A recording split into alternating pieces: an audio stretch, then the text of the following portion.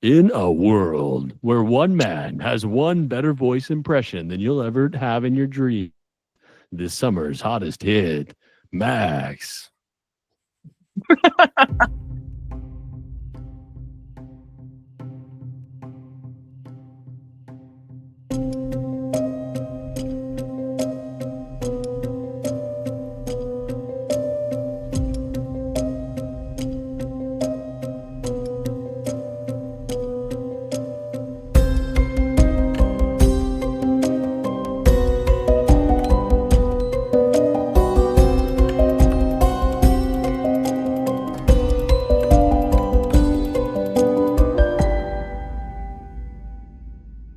Welcome to Things My Friends Say I Shouldn't Be Doing, the podcast where bad decisions are case studies, spirals double as marketing plans, and my nervous breakdowns get formatted for the timeline.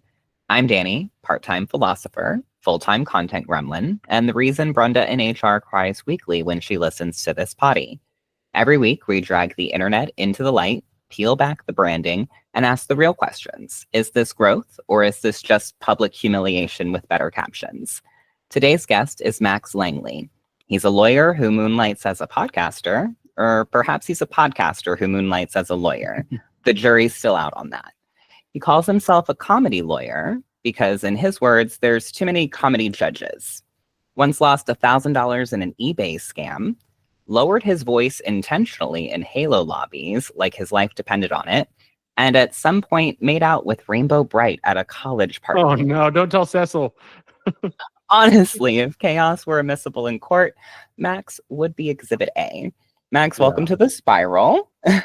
I'm glad to be here, and we're putting you on blast on this episode. You know, we're gonna expose all your dirty, dark secrets here. You're gonna sit me down in the courtroom, put me on the witness stand. Well, let's start here. When did Max the human disappear and Max the brand take the stand? Oh man, that's hard. I try to make the human the brand. I try to brand as a human. I don't want anybody to think there's this separate me, like I'm some bipolar, person here with like a brand and then a human side. So I really try to be authentic, which is why I tell people I'm only 6 foot on Tinder. I'm 5'10" and a half in real life. Very few things will take me a moment to respond. That's so brutally honest. I love it. You said in your intake form, I am the brand now. What did that shift feel like for you? Was that empowering, terrifying, or just a natural consequence? It's terrifying at first. Marketing yourself, just putting yourself out there is terrifying. It's like going up to the hot girl in school or the hot guy in school and saying, hey, I like you. And then, I want to take you out. It's like doing that over and over and over again. But then you get kind of used to it, and it is empowering as you get better and better at being the brand, at just owning your own personal life and letting people see who you are. It is empowering because you can let go of the fear. Yeah, absolutely. I mean, with practice, you get better at everything, right? But yeah, you put it in a really good perspective there. It's like getting up to 5,000 of the really hot girls or really hot guys and being like, hey, here's that love note that I just passed to you through the algorithm. Do you like it? Yeah, that's my LinkedIn analytics. It's like somewhere between 20,000 and 100,000 people read my post every week. Yeah. And that's crazy to me. Like, that's I don't insane. know. You'll never meet that many people in your life. You will not meet 20,000 people in your life. You won't. And to not be able that you to can remember offhand. No. Yeah. But I feel like it's a valid point, and there's a lot of people that, obviously there's some people that are listening that have no idea what we're even fucking talking about, right? And then there's some people that understand impressions and engagement and algorithms and things of that nature that are hard on themselves because my post only got 500 impressions. Okay, great. When's the last time you had 500 people fucking listen to you? That's like your entire graduating class in high school if you went to a pretty big high school. Like your entire class. Mine was like a little bit more than that, but yeah. Yeah, mine was like I feel like it was 800. more than that. I was exactly in the middle. I was the exact median of the class. Mine dragged on forever. That graduate, I was like, this could have been an email. I saw a meme. I wish that the worst class rank could also have some time up there on the mic. So I can't skip past this though. You made out with Rainbow Bright in college. Yeah. That's definitely something that would belong on things my friends say I shouldn't be doing. Would you say this would be your was first? Literally dragging me. My best friend was dragging me away and saying no, no, no. And I'm like, yes, yes, yes. Sounds like our first official brand collaboration. Let's get Rainbow Bright in here. He showed me a picture of her the other day, and I was like, wait, I did not know she looked like that. The beer goggles are real, man. I'm telling you, if you get that fraternity beer in your system, you start to see things. You start hallucinating. So this one as well. You used to lower your voice in Halo 2 lobbies so strangers would respect you. Do you feel like that was your first real branding strategy, or? Yeah, it kind of was. I kind of wanted to be the, more mature guy, the one that people could look up to, the cooler one, like the cooler older brother. But I was really the middle child, and I have middle child syndrome. Meanwhile, Brenda's probably listening to this, like, add that to the HR file. Max is a liability. Dani's enabling it. Well, Brenda is a stickler for the rules. She needs to know how to just party, and sometimes, you got to do a keg stand. So that's what I would say to Brenda. Brenda's a. That's right, Rob. Speaking of, you lost $1,000 on eBay trying to buy a business. First of all, what was the business, and how did you become a part of this? It was jobsforatlanta.com. It was a market, like a job recruiting business. And they already had 800 customers. But what they did is they did a bait and switch. They said, here's the website that we did for this other one. So it's like a sister company, but it had no clients. And they're like, good luck building your client base. I'm like, oh God. Oh God, good luck. Have fun. And I was like 12 years old. I don't know how to call people and be like, I got to use my Halo 2 voice. Hold on. Pump the fucking brakes. At 12? Yeah. How the fuck did you have $1,000 to spend on a business at 12? Because when I was 8, I opened up an airsoft business importing from South Korea. Are you like a teeny tiny genius, Max? I wasn't even thinking about that. That's what I say on my my Instagram says child prodigy, adult disappointment. I mean, okay, on brand. I don't know if becoming a lawyer would be an adult disappointment. Honestly, I think most families would consider that a win. You could look into my family history and be like, okay, that's a win. But 8, damn. I didn't even start thinking about owning my own business until I was like in my mid-20s. I just had that entrepreneurial mindset, of just wanting to start it. And I've started so many. I've started like probably 30 different businesses. Oh, wow. And, it's the hard part is building them. And I love doing what you do, which is building communities. And so I would build a community from scratch. Whether, however you did it, back then there was no social media back in the late 90s. Like there was nothing. Right. It was like, hey, we're all going to go to this AOL chat room at this time. Yeah. And there was a lot of scandalous stuff in those chat rooms. Thank God my mom did not know how to read the chat history of AOL chat rooms. Reminds me, I should probably get back to my AIM away message. It says BRB, but it's been like 20 years. I love the away messages. I would do the away message even if I wasn't away. Yeah, same. It was kind of like my MySpace top 8 before the MySpace top 8 mattered. It'd be like, like you would get home and your away message would be like, I love Stephanie.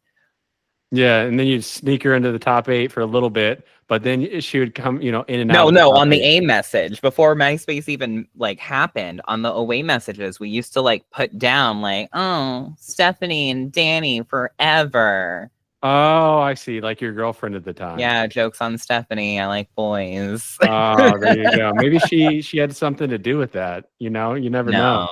No. I did have a friend, an ex-girlfriend from 7th grade, a good friend of mine. We planned our high school reunion together. She's actually a listener of the podcast. She's probably going to piss herself laughing about this. But she did come to me at one point past high school, and she was like, I didn't make you gay, right? And I was like, God, no. She's like, do you know how much shit people gave me back then because I turned you gay? And I was like, I'm sorry. I didn't realize there was fallout from being my beard. Yeah, no, Trying to hide it and survive middle school. I don't think it works that way. I don't think you can just like make somebody gay. I don't think that No, works it like doesn't that. work that way. The sexuality is just not a choice, right? But it was just the funniest thing in the world because I didn't even think about it from that perspective. And so like after high school, like we're planning the reunion, and she was like, that wasn't because of me at all, right? And I was like, oh no, that was years later. Had nothing to do with you. You were just a really she's good not like cover-up. Brenda. No, she's not like Brenda. Bit of a see you next Tuesday. See you next Tuesday. What's the dumbest thing that you've ever overthought about before hitting post? That I've overthought about? Mm-hmm. Yeah, I've thought about not wanting to look like AI in my posts. So if I do too much emojis or M dashes, then people will think, hey, that's AI. I've never written a post by AI except for the like year in review of 2014 or 2024, where you go to that website and it would tell you your analytics, and then it would say, hey, here's the ABCs of what happened. That's the only time I've ever used AI to do a post.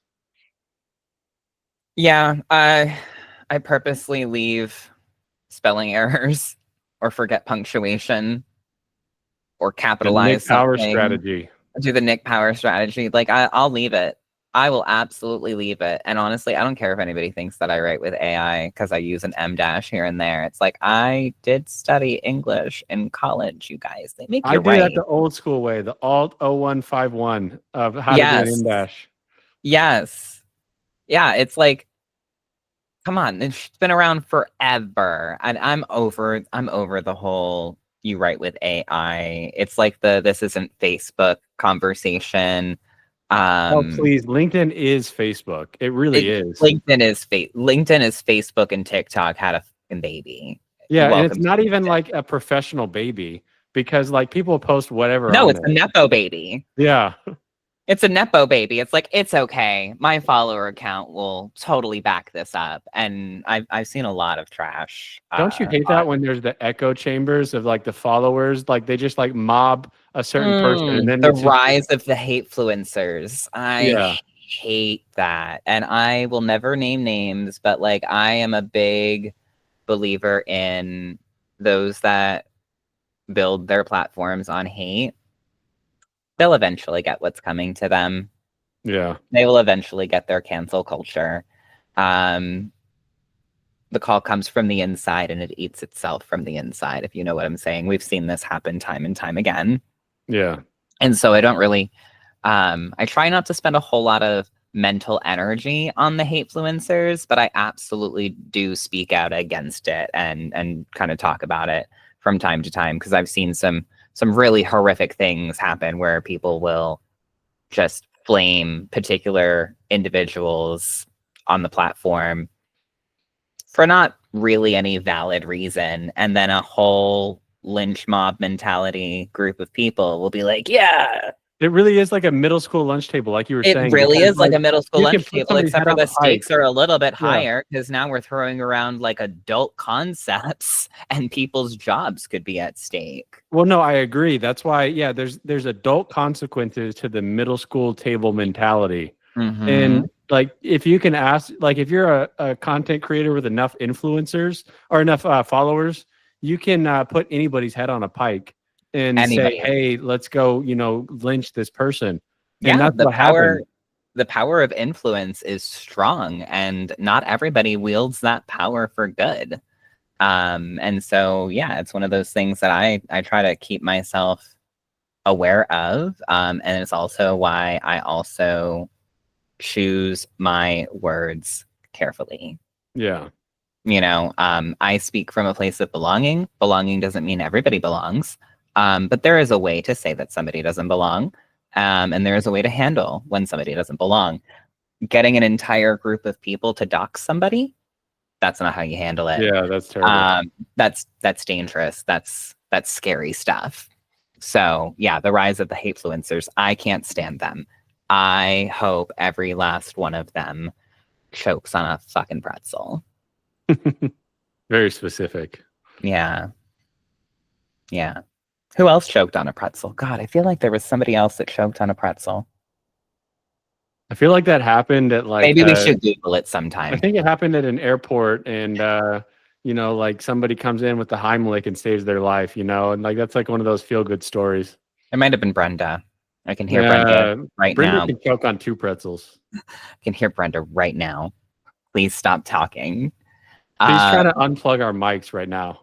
You said that you feel pressured to post memes, but you actually want to post about law and podcast. Do you ever resent the fact that the internet only rewards you when you're funny? Yeah, I do. I resent it sometimes, because the dumbest post in the world will go viral, and then when I actually talk about like my real passions, talk about the shit that you love. Yeah, it's like crickets, or virtually crickets. To me, crickets is like less than 10 reactions. Yeah. But the memes will constantly get high levels of reactions, and it could be just something that. Like there's actually a group of people that just DM me memes to post. And so I often just post those. So it's not even my memes that I'm posting. You're like, it's not even my shit.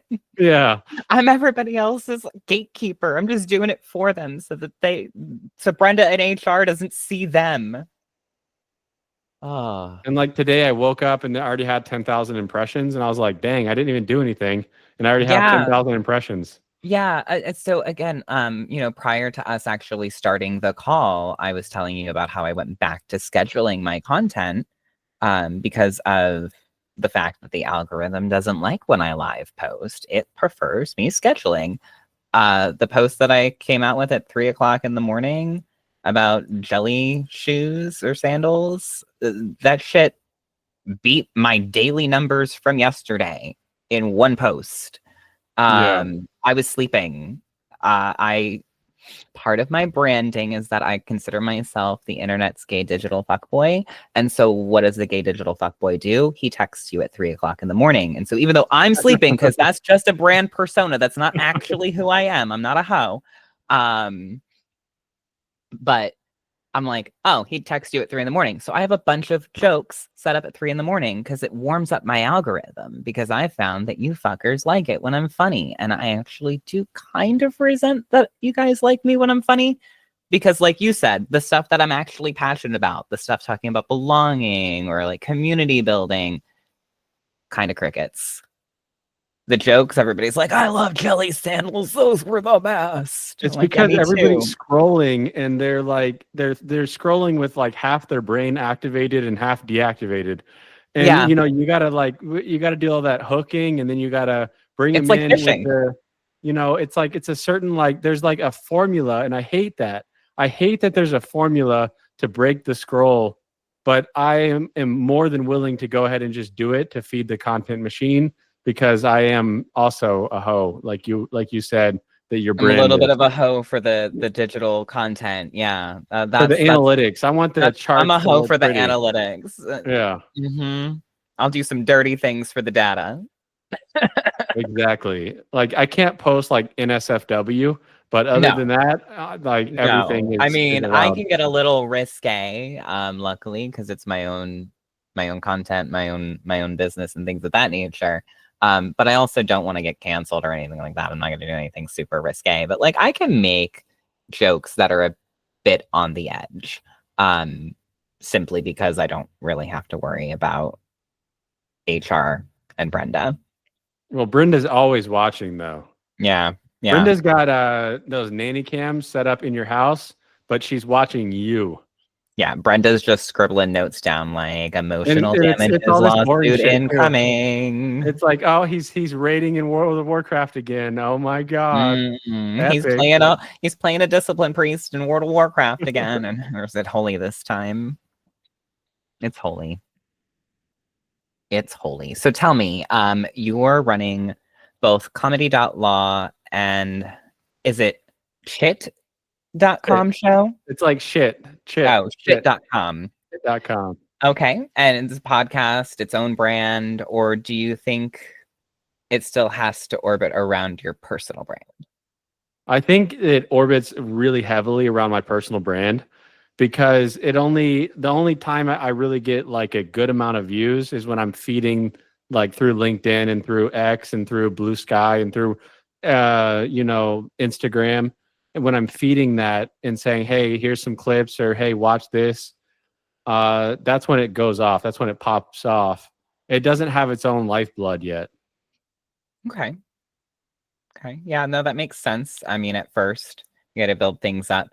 Obviously, things my friends say I shouldn't be doing definitely relies heavily on my personal brand in order to appeal to the 37 subscribers we currently have at the time of recording. That's more than I have. The sirens are coming. Brenda's called the cops. I don't know if you hear the sirens.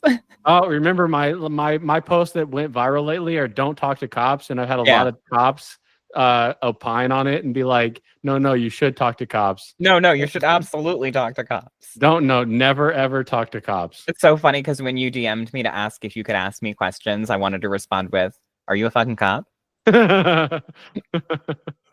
Fucking Brenda calling the cops. Fucking Brenda called the cops. So what's the best part of LinkedIn for you, and what makes you want to throw your laptop into traffic? Weird LinkedIn is the best part, and then people who do that, like this is 37 things that I learned from going to the beach for B2B marketing. That makes me want to throw my laptop in the trash. I make jokes about that shit all the time, though. I always troll it too. Yeah, I went to the beach a few months ago, and I said, "Here's 13 tips that I learned about B2B marketing." But like, I hope everybody knew that I was trolling. One of my first jokes that I ever made here on LinkedIn, I made homemade pizza back in like late January. So like my first month on the platform. And I took a picture of the homemade pizza, like sitting in the oven. I was like, made homemade pizza with the kids tonight. Here's 9 things it taught me about B2B marketing. And when you click on more, it's like, I would never do this fucking shit. It's dumb. You did learn that though. And like every single like big name person that was connected to me at the beginning was just like, oh my God, thank God. I was so worried you had fallen in the trap. How old is your oldest kid? My oldest is 15. Okay, what would you do if your 15-year-old suddenly had a bigger following on LinkedIn than you?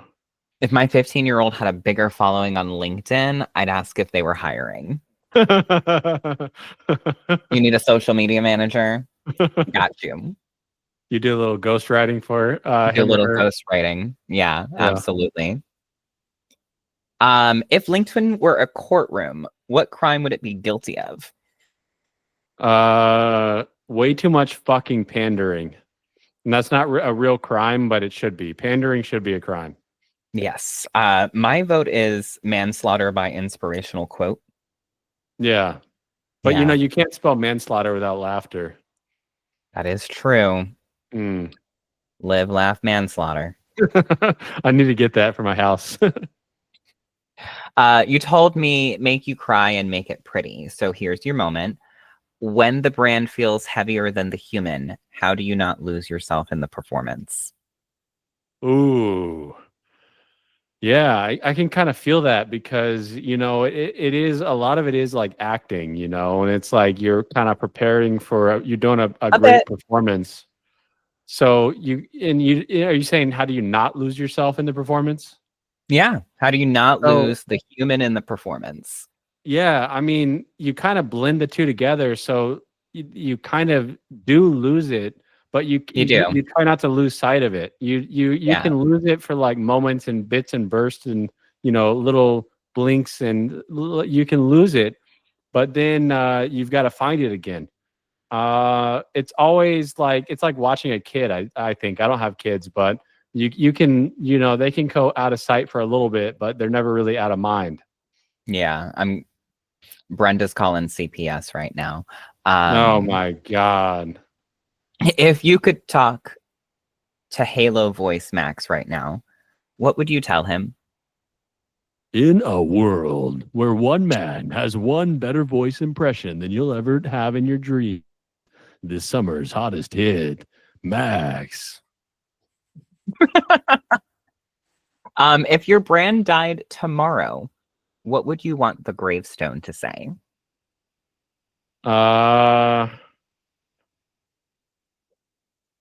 Live, laugh, manslaughter. With that manslaughter. Great. Because that's how I'm probably like, I'm dead. If I die tomorrow, it's probably a manslaughter or a murder. Somebody's got to figure it out. So how about that? Yeah, figure it out. It'll Figure say it that. out. Okay. This is a quick fire gremlin round. Real quick questions, real quick answers. Don't think too hard on it. No right or wrongs. All right. Worst DM you've ever gotten on LinkedIn? Anything that sells the product on the first DM. First draft of a post you knew you could never publish? Talking about mental illness. Who's funnier, you or Elle Woods? Ooh. Probably Elle Woods. Probably Elle Woods. Who's prettier? Oh, probably Elle Woods. Yeah, okay. I was just making sure you were at least smarter than her. Last thing you Googled at 3 a.m. I often don't know what I'm Googling at 3 a.m., but I often just do it in incognito, so I won't ever see it again. Fair. But and I often don't know because I take a sleeping medicine, so by 3 a.m. I'm in a huge daze. It's just Googling live, laugh, manslaughter at 3 a.m. Live, laugh, that's actually what it is. Yeah, live, laugh, manslaughter. Yeah. Brenda's sweating in HR right now, Googling, can you fire someone for oversharing on a podcast? No, you can't, Brenda. No, you cannot, Brenda. Max, this has been Chaotic Therapy. Where can people find you, and what do you want them to check out? Ooh, I want them to check out. I'm a different personality kind of on like so many different platforms, but I've got LinkedIn, Max Langley. I've got Twitch, which is Splatoon Noob, and those are kind of two very different personalities. So I'd say start there of one pole and then the other pole. Perfect. And then you said you had questions for me. Well, my first question is, what's your favorite World of Warcraft meme? My favorite World of Warcraft meme. It's gonna have to be Leroy Jenkins. Oh man, the classic. That came out 1 year after World of Warcraft came out. If we're talking like non-viral World of Warcraft memes, there you go. Probably my entire guild making fun of, oh, Danicus died to frontal cone breath again. Because the entire season of first season of Dragonflight, any dragon that would breathe fire, I died in it. So what I got a new computer prior to the new expansion, and everybody was like, wow, you actually know how to play. And I'm like, no, when you're not playing on a shitty laptop from like 95, you can actually see the shit. Yeah. What makes you want to play over and over a 21-year-old game? It's the sense of community, honestly. It's the people that I play with. We play a lot of other games together as well. And so it's not necessarily World of Warcraft per se, even though I do. Like, I play it because I specifically love healing, and I'm not a big Final Fantasy nerd. I'm probably going to get canceled for that. Yeah. Sorry, it's just not my thing. I've never done it. I'm sure it's a great game, but it seems real complex. But I think I continue to play it because of that like longevity. I guess I am the LTV for Blizzard Entertainment, because like I'm gonna keep playing it because I've played it for so long, because I've got so much history in the game. It's the same reason that I play The Sims. I'll buy every single Sims expansion pack, even if I never play them. You play The Sims with a community?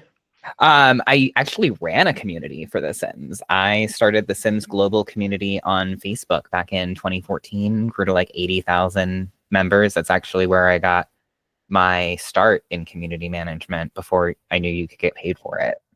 How long can you neglect a baby for?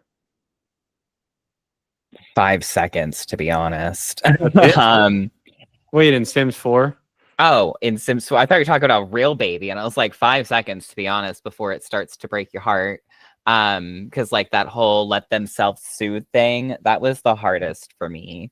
I It broke your heart? had to help both of my ex-wives go through that process of like letting them self-soothe through the night, like when you put them down to like fall asleep.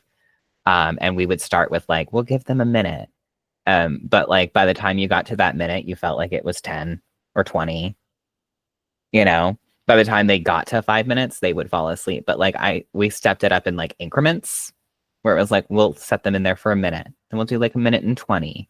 You know, after like we go and get them and calm them down, give them 5-10 minutes to get, you know, more comfortable. That's a fair compromise, yeah. Because the whole like drop them in the crib and let them cry it out. If that's what you did with your child, by all means, that's your business. That's how you create a Hitler right there, right? To me, it felt real cruel, right? Like that's a baby. And so we did a process of like, I'm going to lay you down. You start to cry. I'm going to give you a minute and then I'm going to give you 10. I'm going to lay you down. I'm going to get you to a minute and 30 and I'm going to give you 10. By the time they got to the 5-minute mark, they would be out. So how much they would never get there. How much do you think your raising your 3 kids has affected your personality? A lot. I used to be way crazier. Actually, when my family found out that I was becoming a parent, I'm pretty sure they went to a confessional, said a couple of prayers. Because I was not responsible. I could barely take care of myself before I had kids. Now I'm the type of person that plans ahead and is pretty organized, makes sure things, you know, get paid on time and all that fun. I'm like always thinking several steps ahead, when prior to kids, it was like, I don't even know what I'm doing today, let alone 5 years from now. I still don't know what I'm doing 5 years from now, but I still, you know, I got a little bit more of a plan out there. Would you rather play the world's best game or play the world's most mediocre game, but with the best community? Mediocre game with the best community. Yeah, that's what I think too, because I'm kind of big into Pokemon Go, and like just the community aspect is what keeps me going with it. Yeah. Pokemon Go coming out, I think, was probably the closest we've ever gotten to world peace. It was like that. I like, come on, bring the summer of 2016 back again. Like, yeah, that'd be so great. I mean, shit, even the clowns were better than what we're dealing with now. Yeah. All right. Well, Max, thanks for coming to Things My Friends Say I Shouldn't Be Doing. It was a pleasure to have you. Thanks for having me. And that's today's chaos. Max delivered, I spiraled, and Brenda in HR just printed my termination letter in Comic Sans for maximum humiliation. I'll be back next week unless corporate signs off on it and Brenda finally forces me to sell out, in which case, buy my merch. Oh, and apparently I'm supposed to tell you bitches to like, comment, and subscribe. Do or don't. Honestly, it's your doom scroll. I'm just some bitch. Love your faces.